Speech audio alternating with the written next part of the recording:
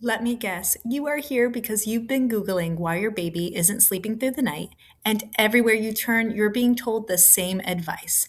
Put your baby down drowsy but awake. Now, this is the advice where you put your baby down in the crib in that ambiguous state in between drowsy enough, where they are settled, but not so sleepy that they're asleep in your arms. So you see your baby with heavy eyes and a peaceful look, so you put them down only for them to start screaming seconds later.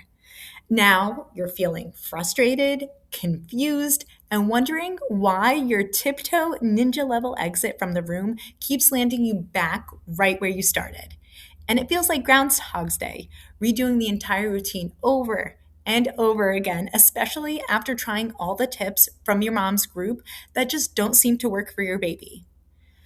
Now, if this sounds like you are in the right place.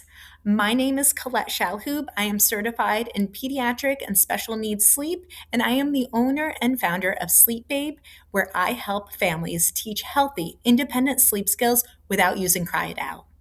And today we are talking about why the drowsy but awake advice may actually be sabotaging your baby's sleep, what's really happening when you put your baby down, and how to fix it in a way that supports your baby's nervous system and sleep development.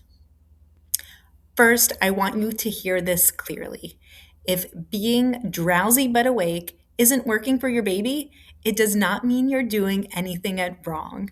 This advice is everywhere, but it's often oversimplified. And for many babies, especially sensitive or high needs babies, it can actually make sleep harder, not easier.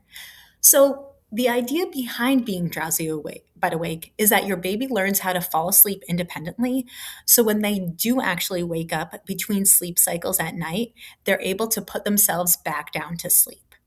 So, in theory, honestly, that makes so much sense. But here's the problem: the term drowsy sounds simple, but it's actually incredibly subjective.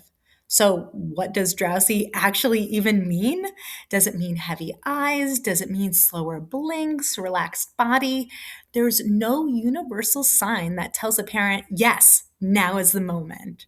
So here's what often happens: your baby is in your arms, they relax, their breathing slows, their body feels heavy, and it feels like the perfect time to put them down. But in reality, your baby may have entered their first stage of sleep already. And when you place them into the crib during this transition, their nervous system detects the movement, the temperature change, and the loss of contact. And that's what startles them and causes them to cry. Now, think of it this way: if you fell asleep in your bed and then woke up in Times Square, that would be very startling. And that is the same thought process of how you put your baby down.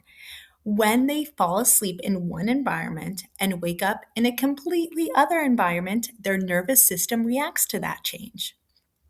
So instead, what truly matters when it comes to successfully teaching independent sleep is knowing how to support regulating your baby's body when they are down. So, most people skip over this monitoring step, but it's so crucial because sleep is not a skill that your baby learns by being placed in the crib awake.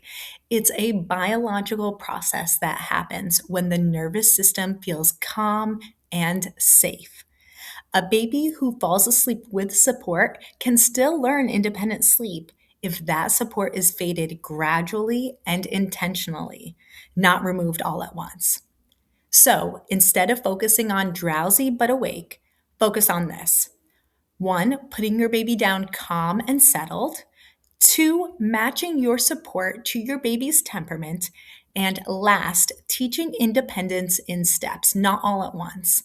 And when we understand how babies actually fall asleep, we get longer stretches, fewer tears, and more confidence for both you and your baby. And that is exactly what I help my clients with, and why so many parents go from feeling like zombies, waking up 5 times a night, to refreshed, well rested mamas whose babies are sleeping a full 12 hours. So, in future videos, I'll be walking you through exactly how to teach independent sleep without Cry It Out. So make sure to follow, subscribe if this resonates with you. And if you'd like more individualized, personalized hands on support for helping your baby sleep, details to inquire will be in the description of this video.